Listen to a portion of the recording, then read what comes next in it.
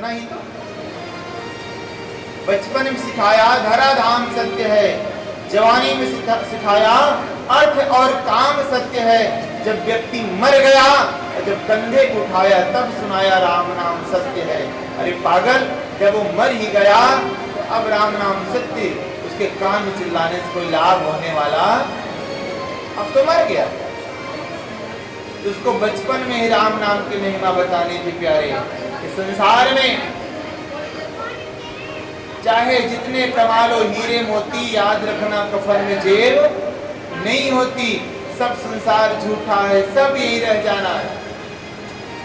कोठी बंगले महल मकान और ये सब धन दौलत, दो पल की है तेरी इज्जत, दो पल की है शोहरत। आज जो पाया तूने जग में, कल को पड़ेगा खोना। जितनी राम ने भर दी चाबी उतना चले। संसार में जो भी वस्तु आपको मिली है, ध्यान देना,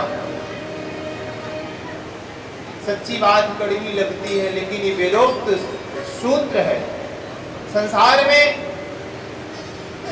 चाहे प्रतिष्ठा मिली हो, चाहे रिश्ते नातेदार मिले हो, चाहे पति पत्नी मिले हो, एक दिन सब कुछ बिछुड़ते हैं और सब कुछ छोड़ करके अकेले जाना पड़ता है। साथ कोई नहीं जाता। ये तो कहने वाली बातें हैं, लेकिन प्यारे व्यक्ति अकेले जाता है। संसार में सब कुछ नश्वर है, कुछ सत्य नहीं है। केवल साचो तेरो नाम दुनिया झूठो, केवल परमात्मा का नाम साचा, बाकी संसार झूठा। उस सच्चिदानंद भगवान की पावन महिमा का वर्णन करते हुए भागवत कथा का श्री गणेश होता है। बोले सच्चिदानंद भगवान। नैमिषारण्य में शौनक आदि ऋषि सूर्य से प्रश्न करते हैं, प्रभु इस कलिकाल में लोग वेद विद्या से रहित हैं, अपने धर्म शास्त्रों से विमुख हैं, महाराज उनका उद्धार कैसे होगा?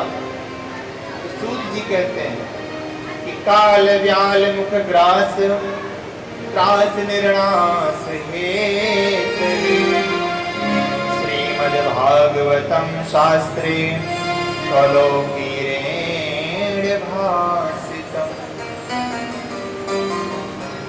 बोले मनुष्यों के जीवन में से दुख समाप्त करने के लिए, मनुष्यों के हृदय के अंदर जो मृत्यु का डर बैठा है इसको समाप्त करने के लिए सभी को भागवत कथा सुनना चाहिए। बोले ये भागवत कब किसने किसको सुनाई? तो कहते हैं एकदा हि विशालाय चत्वारि विषयो मलाः, सत्संगार्थ समायाता तत्षु तत्र नारदम्। एक समय की बात है, बद्री विशाल में सनक सनंदन सनातन सनत कुमार चारों भैया भगवान का भजन कर रहे थे। तभी नारद जी का पदार्पण हुआ। नारद जी का चेहरा धूमिल था। संतों ने पूछा महाराज आप काहे को परेशान? नारद जी ने कहा महाराज मैं अनेकों जगह से भ्रमण करता हुआ जब वृंदावन में गया तो मैंने वहाँ एक आश्चर्य देखा। बोले क्या? बोले मैंने वहाँ आश्चर्य देखा, एक सुंदर सी युवती जिसकी उम्र 25 साल की, वो रो रही है, और उसके पास तो वृद्ध पुरुष अचेतावस्था में लेटे पड़े।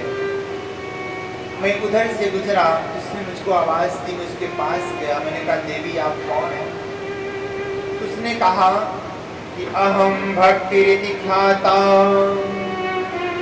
इमो में तनयो मतो, ज्ञान वैराग्य नामानो काल योगेन चर्चरो। उसने कहा हे नारद जी मैं भक्ति हूँ, मैं सौराष्ट्र चली अनेकानेक देशों में प्रांतों में घूमते हुए गुजरात आज से होते जब मैं वृंदावन आई महाराज, तो वृंदावन में आकर के मैं जवान हो गई, लेकिन मेरे दोनों पुत्र ज्ञान और वैराग्य अचेत हो गए। महाराज हमें इस बात का दुख है कृपया करके मेरे इन दोनों पुत्रों को आप चैतन्य कर दीजिए। प्यारे, आज भी वृंदावन में भक्ति जवान है, आज भी। कि वृंदावन के वृक्ष को अरे मरम न जाने कोई, डाल डाल और पात पात पे श्री राधे राधे हो। आज वृंदावन की गलियों में निकल जाओ प्यारे, जिस गली में निकल जाओ उसी गली में राधे राधे राधे। आज भी रिक्शे वाला भी ये नहीं कहता हट जाओ, कहता भैया राधे। चौकीदार भी ये नहीं कहता कि जागते रहो, चौकीदार भी कहता है राधे।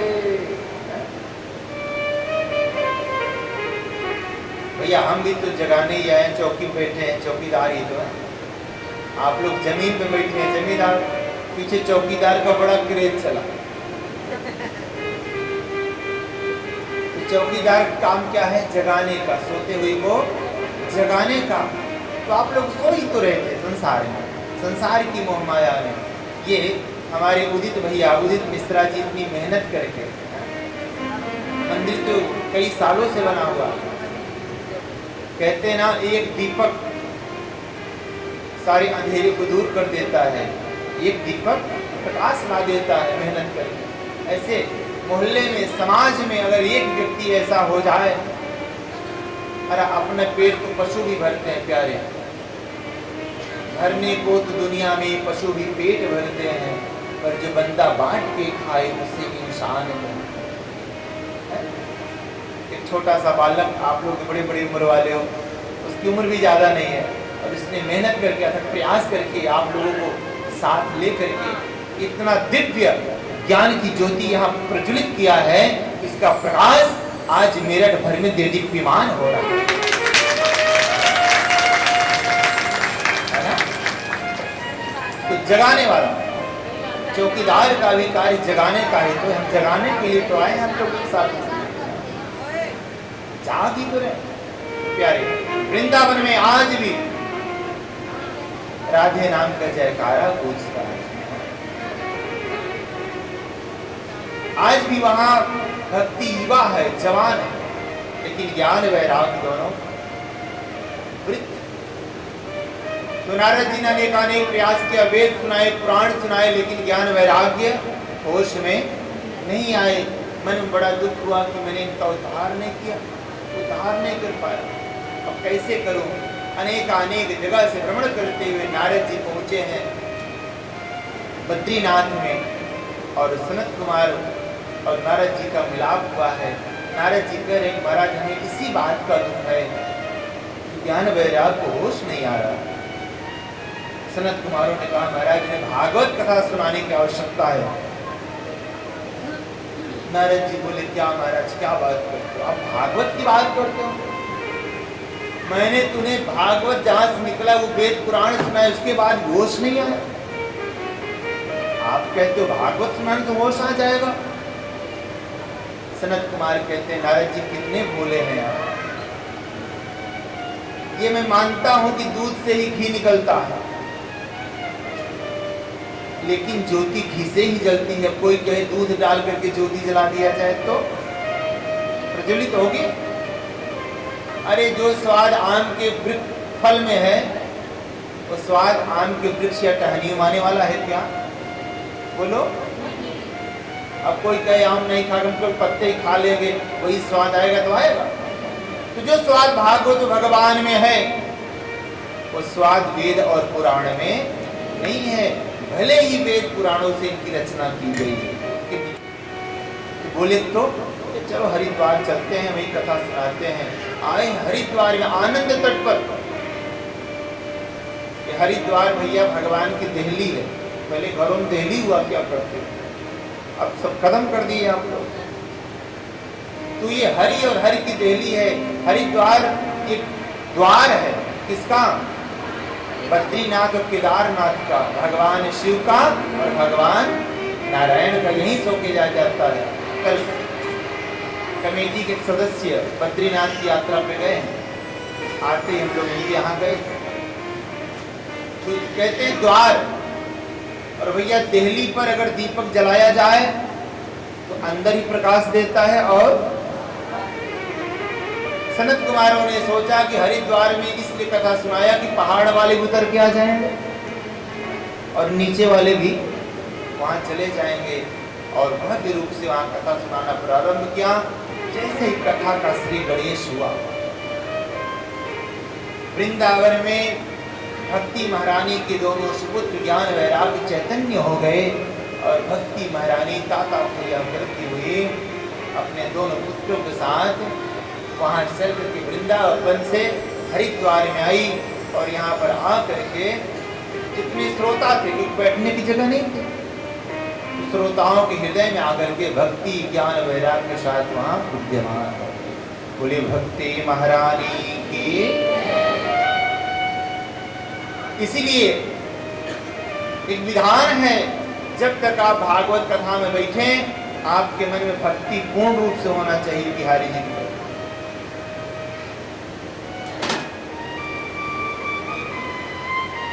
भक्ति पूरी हो और वैराग्य युक्त होकर कथा में बैठना चाहिए।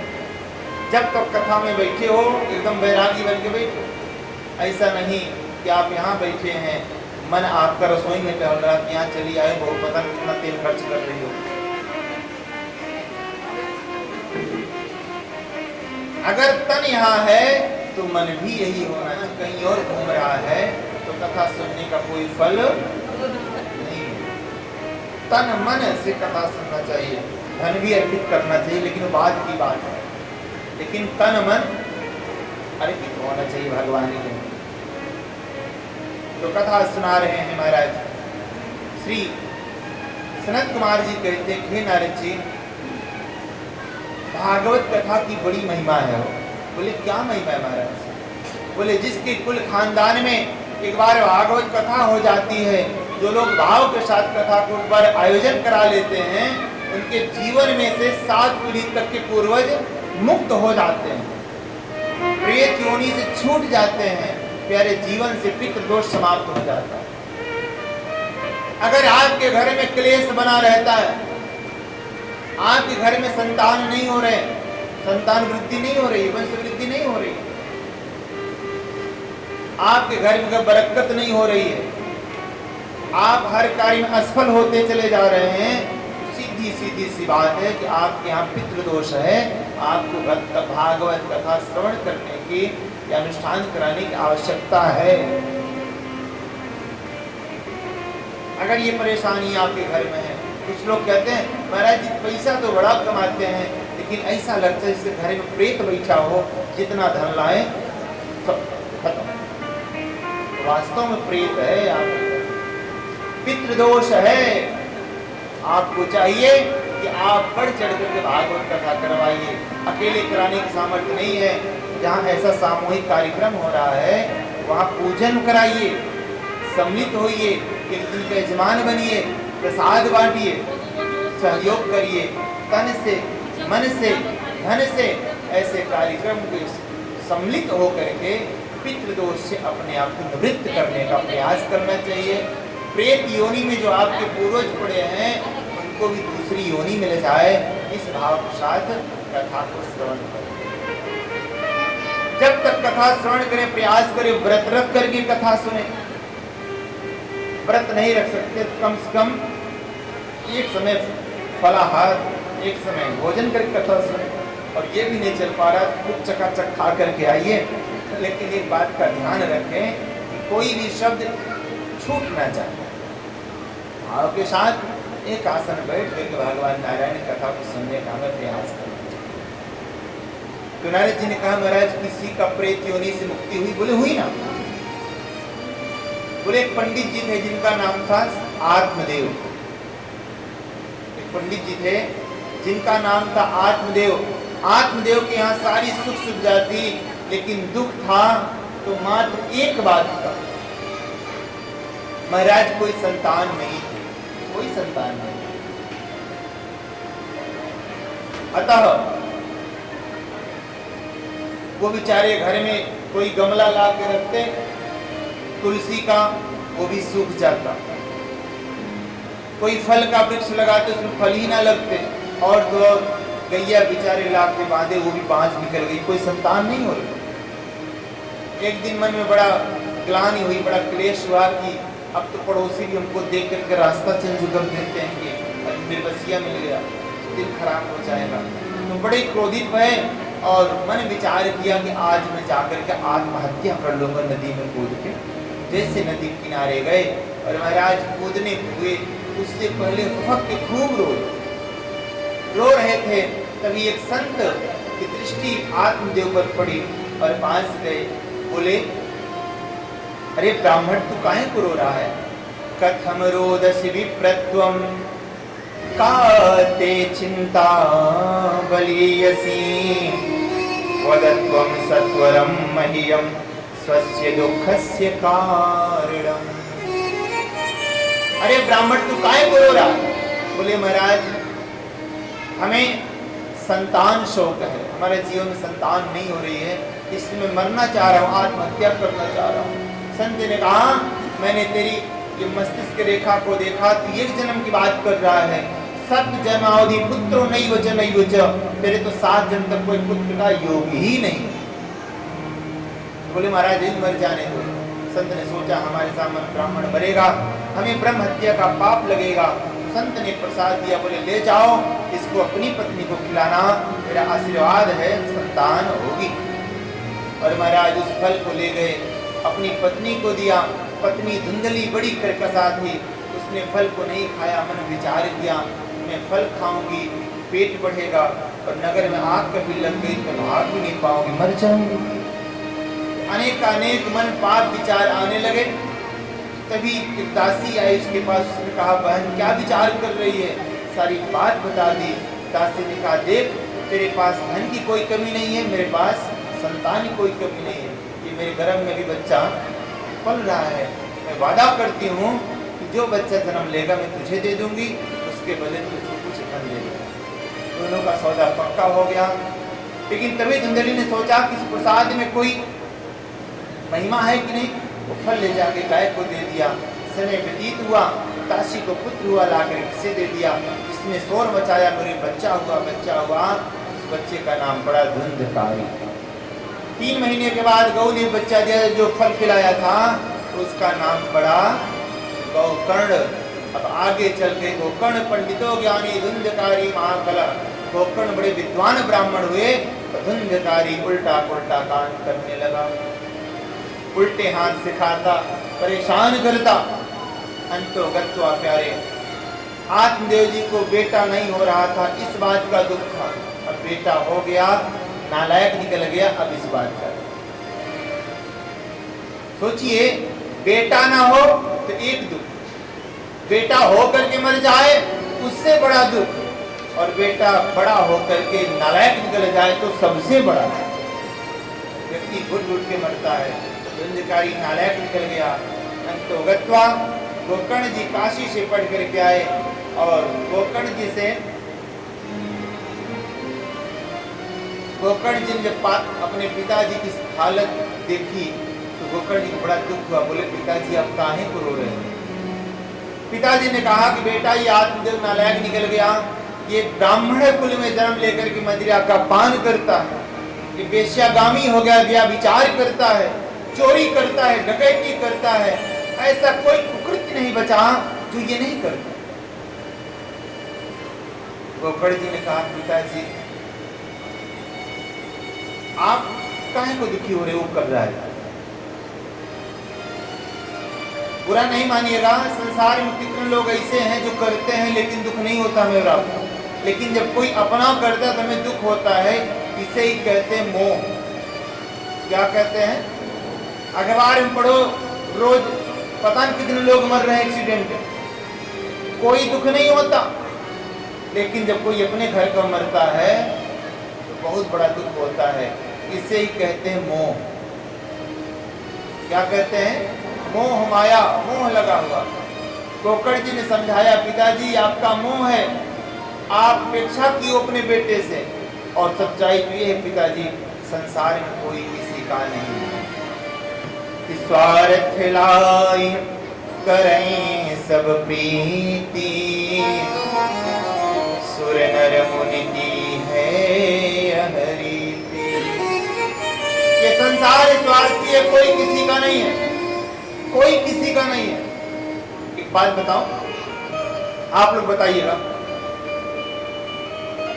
किसी का अकेला बेटा हो, 30-35 साल का हो, कई लाख रुपए का पैकेज हो, सुंदर हो, और अचानक उसकी मृत्यु हो जाए तो प्यारे घर वाले तो बिना मारे मर जाएंगे, मोहल्ले में भी चूल्हे में आग नहीं जलेगी। लोग कहेंगे भगवान ने इसके ऊपर दुख का पहाड़ डाला। लेकिन वही 30-35 साल का बेटा हो, अकेला हो, अपाहिज हो, 1 रुपये नहीं कमाता हो, और फोल्डिंग पे दिन भर पड़ा रहता हो, पोलियोग्रस्त हो, और उसको रोज 2 रोटी खिलाना पड़ता हो जबरदस्ती, और जब वो मर जाए तो लोग कहें चलो बन गए बेचारे। क्यों भैया? एक के मरने पे तो शोक मनाते हो और दूसरे के मरने पे खुशी जाहिर करते, चलो बन गए। यही प्यारे मोह है, ये स्वार्थ है। वो कमा के देता था इसलिए उसके लिए पूरा समाज रोता है, और वो बैठे बैठे खाता था इसलिए उसके जाने में लोग खुशी मनाते हैं। यही मोह है, यही माया है, यही स्वार्थ है। जवान वो भी था, जवान वो भी था, अकेला वो भी था, अकेला वो। कि असारः खलु संसारो दुख रूपी विमोहकः, सुताः कस्य धनं कस्य स्नेह वांजलते निशम। पिताजी, ये संसार स्वार्थी है, कोई किसी का नहीं है, कोई किसी का नहीं है प्यारे। कि वृक्षं छेड़ फलं त्यजन्ति विहगाः, सुष्टं सरः सारिसा, निर्गव्यं पुरुषं त्यजन्ति गणिकाः, वृष्टं नृपं मन्त्रिणः। पुष्पं परिष्टं त्यजन्ति मधुपाः, दग्धं वनां तं मृगाः, सर्वे कार्यवता जनो हिर्मतो कास्यास्तिको वल्लभा। हे पिताजी, संसार का नियम है, जब वृक्ष पर से फल समाप्त हो जाते हैं, सारी चिड़िया उस पे से उड़ जाती हैं। जब भावरा फूल पर से सारे रस को चूस लेता है, तो भावरा भी उस फूल को छोड़ करके उड़ जाता है। और महाराज, यही संसार का नियम है। जब सरोवर में से जल समाप्त हो जाता है, तो हंस भी सरोवर को छोड़ करके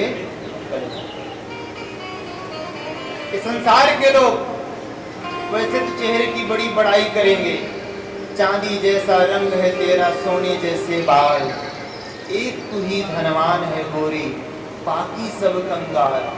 खूब बड़ाई करेंगे, खूब खूब इम्प्रेस करने का प्रयास करेंगे।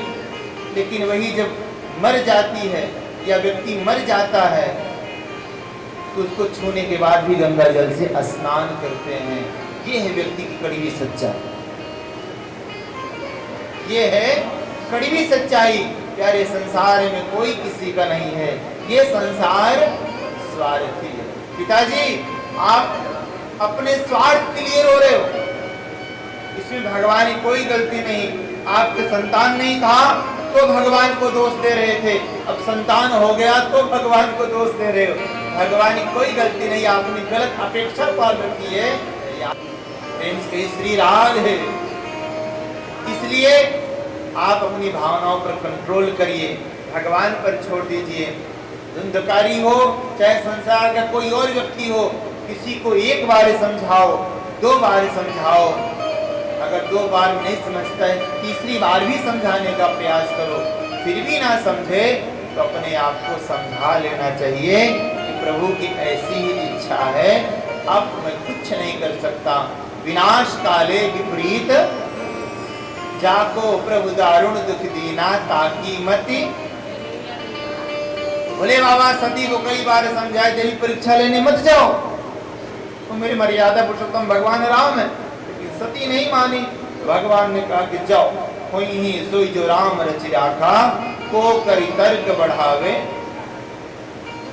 पिताजी आपने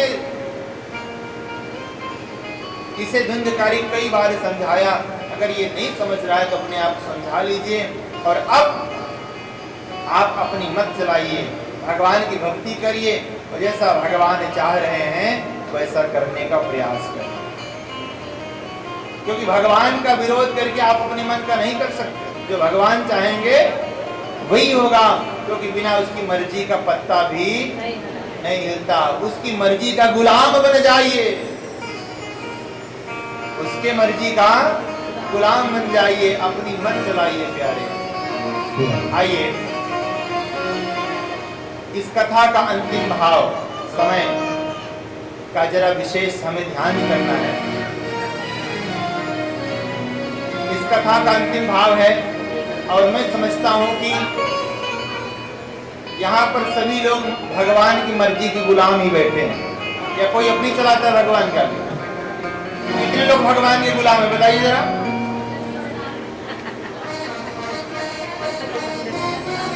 आज मेरे महाराज आत्मदेव जी भी भगवान की इच्छा पे स्वीकार कर लिए, और सब कुछ त्याग करके गोकर्ण जी की बात को मान करके भगवान का भजन करते हुए वन की राह पकड़ लिए, और कितना सुंदर गाते जा रहे हैं। आइए आत्मदेव जी को विदा करें और एक वाणी को विश्राम दें। इसकी आगे कल कथा हम लोग बड़े भाव के साथ सुनेंगे। समय का जरा विशेष ध्यान दें, और हमारे YouTube फेसबुक के माध्यम से देश विदेश के लोग भागवत कथा को श्रवण कर पा रहे हैं। आप लोग भी अपने अपने घर पे इस कथा को सुनना हो तो YouTube मेरी आईडी है गंगोत्री तिवारी मृदुल। अगर मोबाइल आपके हाथ में है एंड्रॉइड फोन, तभी सब्सक्राइब करिए। गंगोत्री तिवारी मृदुल इस नाम से आईडी है YouTube पर, और आप इस कथा को YouTube पर भी सुन सकते हैं। फेसबुक पर भी गंगोत्री तिवारी मृदुल के नाम से हमारा पेज है, उसको आप लाइक करें, सब्सक्राइब करें, और वहाँ पर भी आप इस कथा का आनंद टीवी पर लगा के देख सकते हैं। आइए बड़ा सुंदर भाव।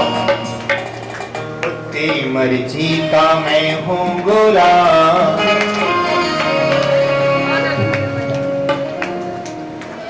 गाए ताली सेवा करे और विनय करे तो झूमने लगे।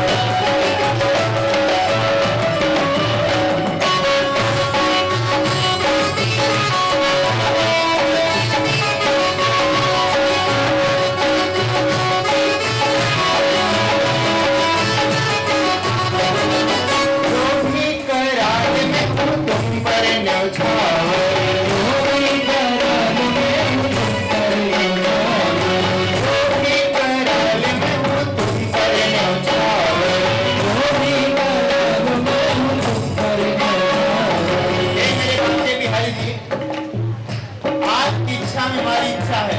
हाँ, है दौलत मेरी तेरे नाम, है दौलत मेरी मेरे अलबेले राम के जीवा में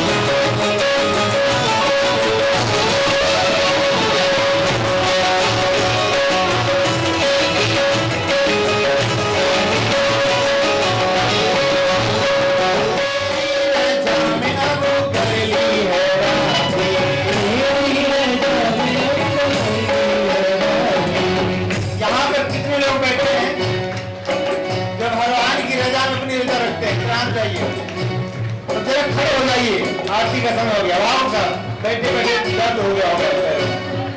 अच्छा झूमते हुए तेरी रजा में अब कर ली है राज़ी, तेरी रजा में अब कर ली है राज़ी,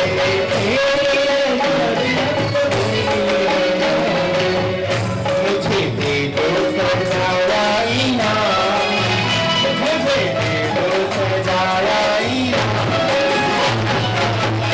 मेरे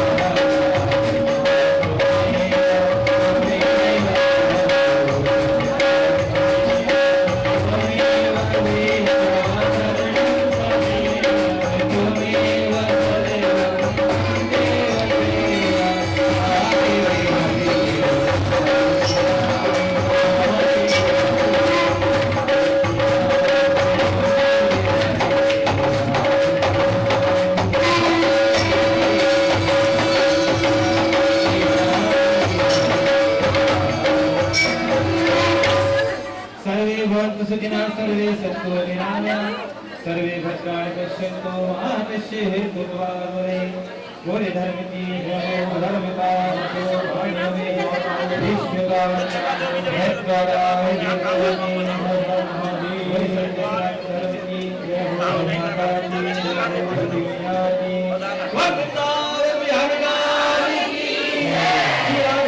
सरकार की भागवत महापुराण की झांसी महाराज की जय श्री राम जय जय श्री राम। आइए सभी भक्तजन आरती लेते रहें और मंदिर के मेन गेट से प्रसाद वितरण होगा। सभी व्यवस्था बनाकर प्रसाद लेकर ही अपने घर जाएं और कल